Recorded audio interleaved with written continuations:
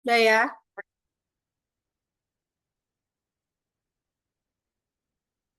Assalamualaikum warahmatullahi wabarakatuh. Perkenalkan, nama saya Julian Firdausi.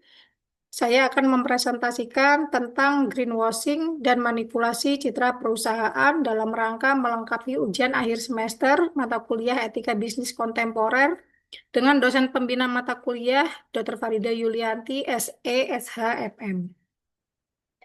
Greenwashing dan manipulasi citra perusahaan dengan latar belakang PT Green Life Indonesia merupakan perusahaan produsen air minum dalam kemasan yang selama 5 tahun terakhir aktif mengkampanyekan slogan 100% ramah lingkungan.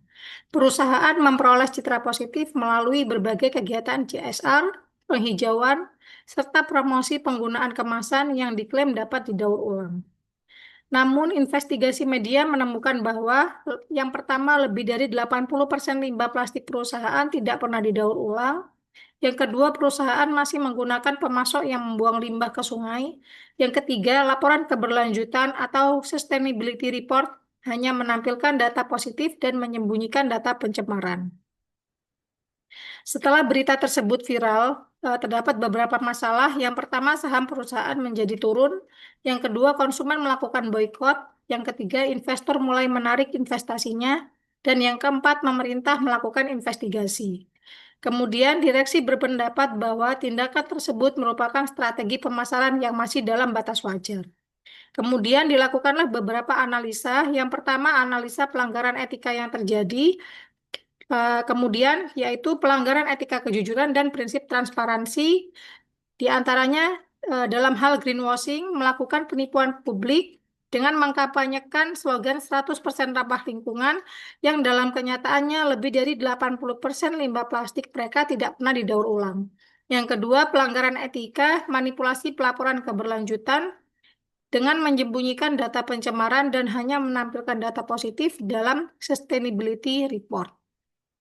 Kemudian yang kedua, pelanggaran tanggung jawab sosial dan lingkungan atau Corporate Social Responsibility atau CSR.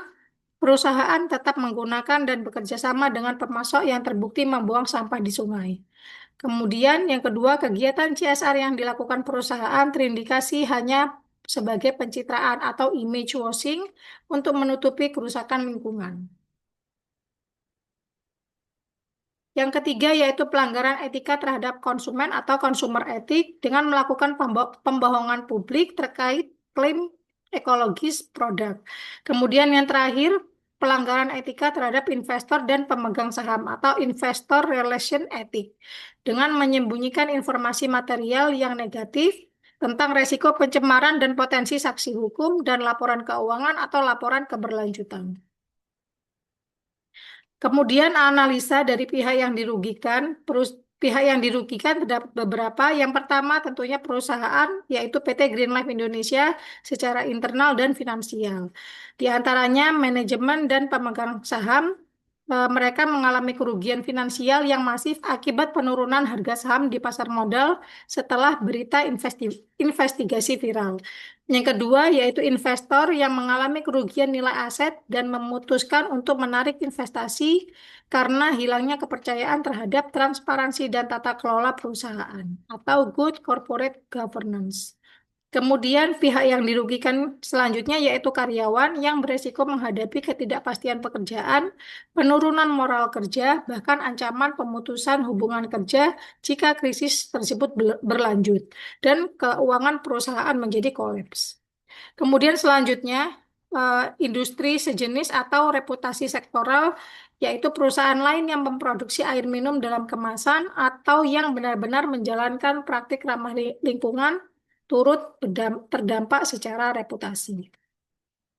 Selanjutnya yaitu konsumen dan pabrik. Konsumen setia terdampak secara psikologis dan merasa tertipu karena klaim pemasaran 100% ramah lingkungan itu ternyata palsu. Kemudian juga masyarakat luas atau komunitas sekitar.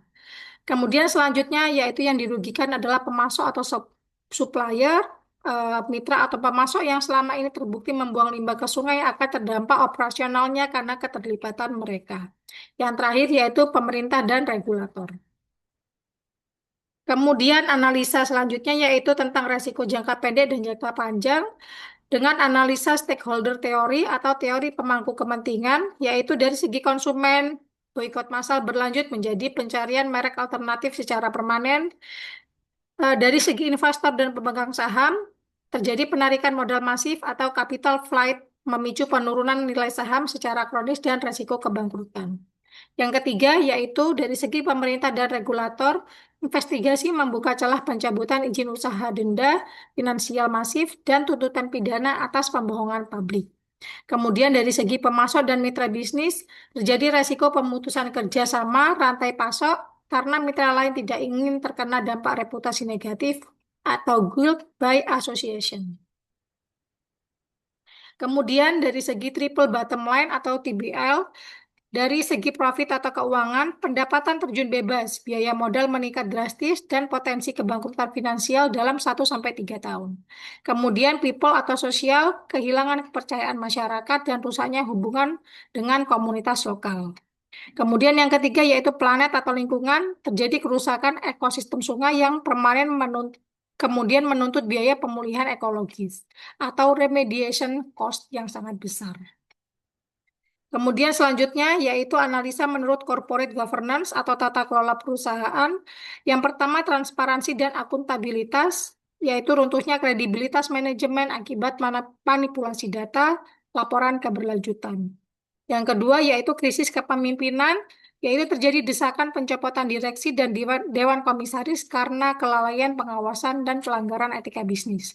Yang ketiga, pemulihan kepercayaan yang membutuhkan rekonstrukturisasi total komite audit dan independensi pengawasan lingkungan.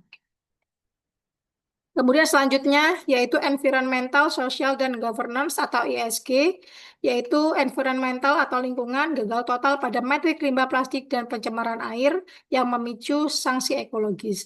Kemudian sosial, hilangnya lisensi sosial untuk beroperasi atau social license to operate akibat manipulasi klaim ramah lingkungan kepada publik. Kemudian yang ketiga, governance atau tata kelola, pengungkapan laporan keberlanjutan palsu atau fraud, membuktikan buruknya integritas manajemen puncak dan pengawasan internal.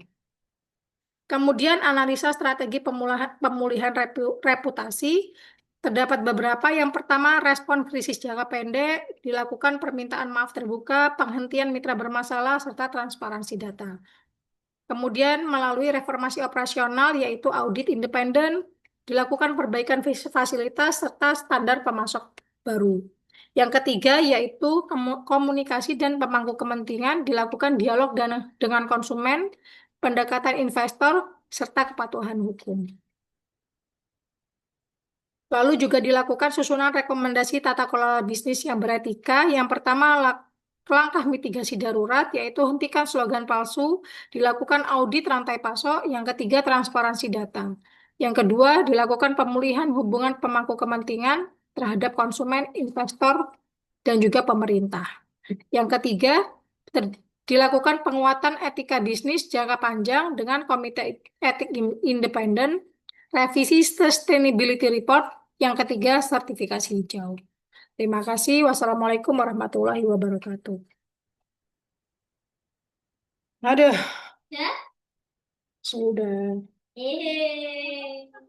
Rumah Iya, nggak tahu nih berapa menit. nggak tiap time maksudnya paling udah kerja harus kali-kali. Iya nih. Aduh, Tapi mama enak bisa baca.